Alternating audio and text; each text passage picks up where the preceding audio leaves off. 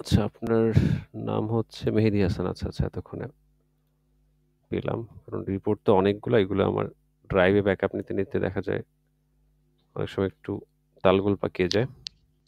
আচ্ছা, আমি আবারও স্ক্রিন শেয়ার করছি। দেখা যাচ্ছে কিনা জানাবেন। জি স্যার, দেখা যাচ্ছে এখন। আচ্ছা, এই হচ্ছে আপনার রিপোর্ট না? এই যে মেহেদী হাসান, আপনিই তো? 17 জি স্যার। নভেম্বরের পরীক্ষাটা। আচ্ছা, জি স্যার। এখানে আপনার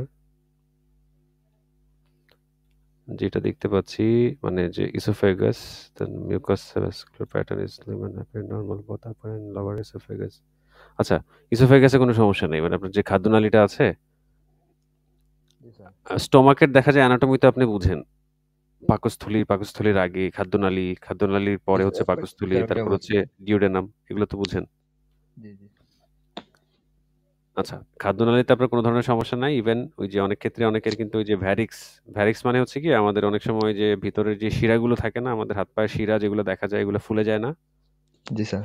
ভ্যারিকোজ ভেইন বলে আরকি। তো এই ভ্যারিক্সও নাই। অনেকের এরকম ভ্যারিক্স কিন্তু থাকে।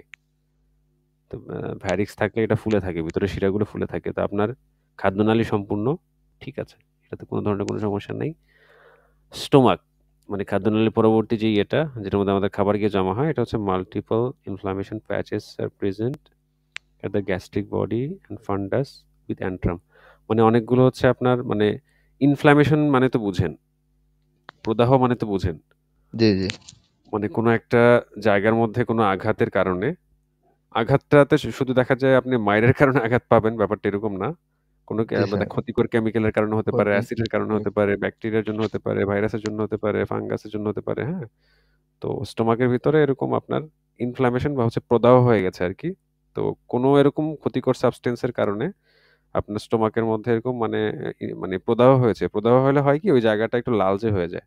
আমরা অনেক সময় দেখা যায় এরকম কোথাও ধাক্কা লাগলে বা কোনো একটা দুর্ঘটনা বা হচ্ছে কারো সাথে মারামারি লাগলে জায়গাটা কালো লালচে হয়ে যায় না? চামড়া অনেক সময় জি আঘাতের কারণে। জি। জি তো জি। এই ভিতরেও এরকম হয়েছে আরকি। তো এটা আপনার দেখা যায় খাদ্যাভ্যাসের কারণে হতে পারে বা দেখা যায় অনেক ঝাল খাবার অনেকে খায়। অনেকে দেখা যায় মানে খাবারের ইয়ে ভালো না মানে দেখা যায় অনেক লম্বা সময় অস্বাস্থ্যকর খাবার খায়। এজন্য হতে পারে। তো এগুলো দেখা যায় ওই যেগুলো আমি বললাম যে ব্যাকটেরিয়া, ভাইরাস, ফাঙ্গাস দেন আ ক্ষতিকর কোনো দেখা যায় যেমন আমাদের পেটের ভিতরে তো ইয়ে তো আছে আপনাদের হাইড্রোক্লোরিক অ্যাসিডও তো আছে, ঠিক না? তো সেটার জি কারণে জি। দেখা যায় যদি বেশি সিক্রেশন হয় সেটার কারণে কিন্তু আপনার পাকস্থলী এই ওয়ালগুলো লালচে হয়ে যেতে পারে। তো এখানে হচ্ছে কি যে আপনার এই যে ইনফ্ল্যামেশন হয়েছে, ইনফ্ল্যাম আছে মানে প্রদাহ হয়ে মানে প্যাচ বুঝেন তো? পয়সার মধ্যে জি জি। এরকম গোল, গোল দাগ পড়ে। ওই যে আমাদের দেখা যায় চুল পড়ে যায় না? বিভিন্ন জায়গার মধ্যে জি পয়সার মতো গোল, গোল হয়ে দেন আপনার ইয়ের মতো প্যাচি বিয়ার্ড, প্যাচি হেয়ার এরকম অনেক দেখা যায় ওই অ্যালোপেশিয়ার অনেক রোগী পাওয়া যায়। তো ওই প্যাচ এরকম আরকি গোল, গোল হয়ে এরকম অনেকগুলো জায়গা। এখানে ছবিগুলো আমি খোঁজ করলে পাবো। বাট হচ্ছে আমি আপাতত দেখাচ্ছি না। আপনি দেখে নিবেন। আমি জাস্ট রিপোর্টটা পড়ে শোনাই দিই। আ এটা বেশিরভাগই সমস্যাটা স্যার, দেখা আমি যাচ্ছে মানে মেসে ছিলাম তো 2 বছর যাবত। মেসে যাওয়ার আগে ঠিকই ছিল, এখন মেসে খাওয়া দাওয়া হয়তো এরকম হয়েছে। বুঝতে পারছি। এখানে তো খাবার-দাবার টোটালি হচ্ছে অস্বাস্থ্যকর। খাবার কিভাবে তৈরি হয় এগুলো তো ইয়ে করা যায় না। আচ্ছা যাই হোক, মানে এই সমস্যাগুলো দেখা গেছে কোথায়? আপনার ফান্ডাস আর হচ্ছে অ্যান্ট্রাম। তো ফান্ডাস আর হচ্ছে অ্যান্ট্রাম কিন্তু পাকস্থলীর ২ টা জায়গা। আমি দেখাই দিচ্ছি। একটু পরে দেখাবো। এই কোন, কোন জায়গাগুলো হচ্ছে ফান্ডাস আর অ্যান্ট্রাম। আর ডিউডেনাম উম হ্যাঁ, ডিউডেনামও মোটামুটি নরমাল আছে, হ্যাঁ? আর সিএলও টেস্টটা হচ্ছে আপনার পজিটিভ আছে। তো সিএলও হচ্ছে কি মানে আ মানে এটা দিয়ে বোঝা যায় যে মানে ওই যে হেলোব্যাক্টর যে পাইলোরি যেই ব্যাকটেরিয়াটা সেটা মানে অস্তিত্ব আপনার মানে বডিতে আছে কিনা। এটা মূলত ওইটারই হচ্ছে একটা এনজাইমের মতো আরকি, হ্যাঁ? ওইটা আপনি ব্লাড টেস্ট করলে বুঝতে পারবেন যে আপনার ইয়েতে আছে কিনা। যেহেতু এটা পজিটিভ আসছে তো সেক্ষেত্রে হেলিকোব্যাক্টার পাইলোরি আপনার স্টোমাকে আছে। এটা হচ্ছে কি আপনি এই যে খাবার খাচ্ছেন না? খাবার থেকে খাবার আ আ গুলা হচ্ছে নিয়ে আ পাকস্থলীতে টিকে আছে। তো আপনি যে সময়টাতে লম্বা সময়টাতে খাবার খান না? এটা কি করে পাকস্থলীর দেয়ালে আপনার ওই যে ক্ষতের সৃষ্টি করে। আর এই ক্ষত হলেই তো আপনার এই যে প্রদাহ হচ্ছে মানে এই যে ১ম এ প্রদাহ হবে, লালচে হবে জায়গাটা, পরে আস্তে, আস্তে ক্ষত হবে। যখন লম্বা সময় আপনি না খেয়ে থাকবেন তখন এটা ওই আপনার পাকস্থলীর দেয়াল মানে কামড়ে হচ্ছে দেখা যায় এরকম আলসারের সৃষ্টি করতে পারে। তো এই CLO টা আপনার পজিটিভ। তো সেই ক্ষেত্রে আর কমেন্টটা দেখেন। কমেন্টের মধ্যে কি আছে? কারণ জি আমি স্যার, কমেন্টের উপরে প্যানগ্যাস্ট্রাইটিস। দিতে বলি। এখানে প্যানগ্যাস্ট্রাইটিস লিখছে, তাই না? জি, জি। প্যানগ্যাস্ট্রাইটিস এগুলো হচ্ছে যে আপনার মেডিকেল টার্ম আরকি। এটার অর্থ ওইটাই। ওই যে আপনার পাকস্থলীর ভিতরটা হচ্ছে লালচে হয়ে গেছে বা জি স্যার, এখন ইনফ্লামেশন হয়ে গেছে, হ্যাঁ? আচ্ছা, এবার আপনাকে দেখাই দেই যে কোন পার্ট গুলা আপনার সমস্যাটা হয়েছে। অ্যান্ট্রাম আর হচ্ছে ফান্ডাস। পান্ডাস। এই ২ টা অঞ্চলে আপনার এই যে লালচে ভাবটা একটু বেশি আরকি, বেশি, খুবই বেশি।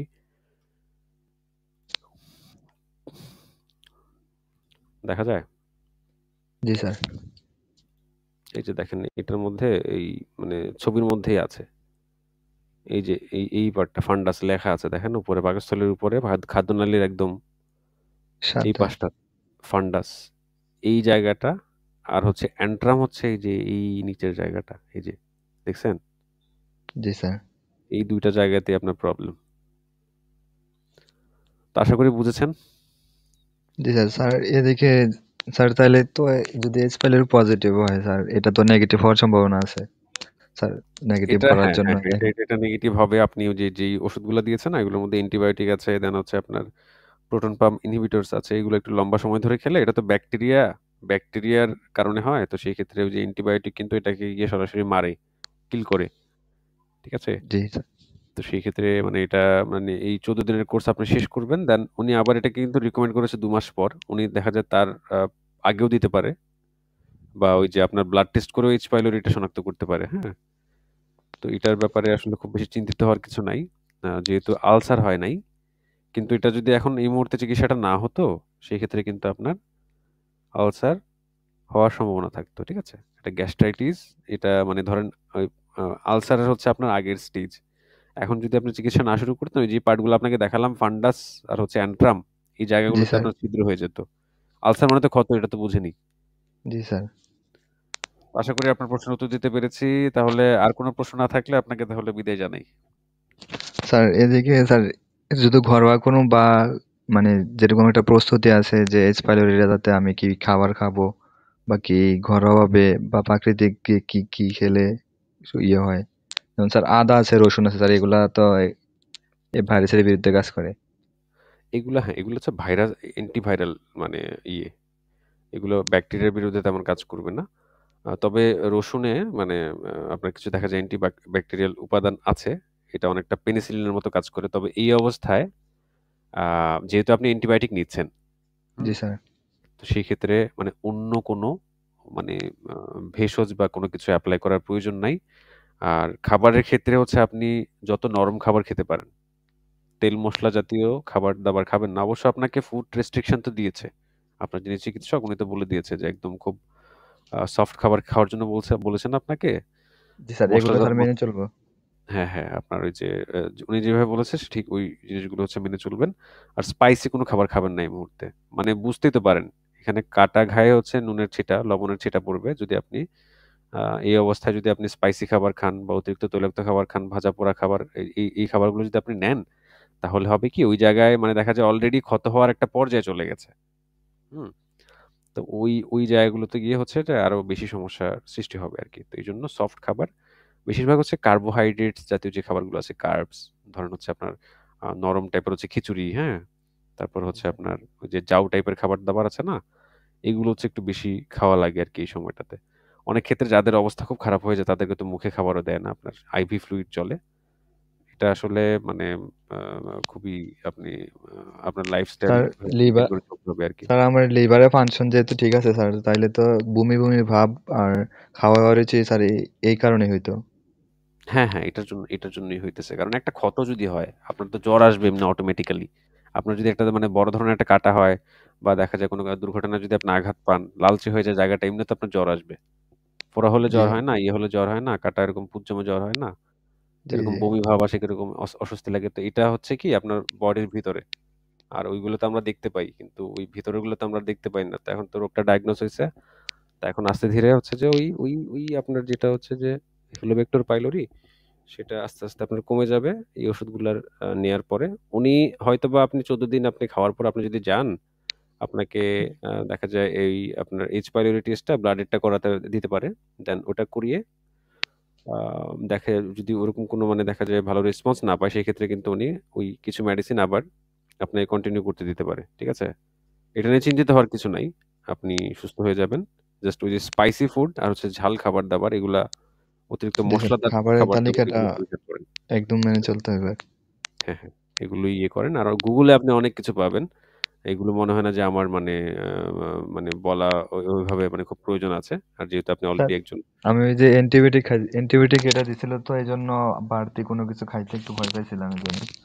ভেষজ বা আলাদা কোনো কিছু। আচ্ছা, উনি তো ফুডের ব্যাপারে বলেই দিয়েছেন। সেক্ষেত্রে আপনি ওই ইয়েগুলো নিতে পারেন, সমস্যা নেই। যেগুলো খুব ঝাঁঝালো জিনিস ওইগুলো বা স্পাইসি এগুলো নেয়া যাবে না আরকি।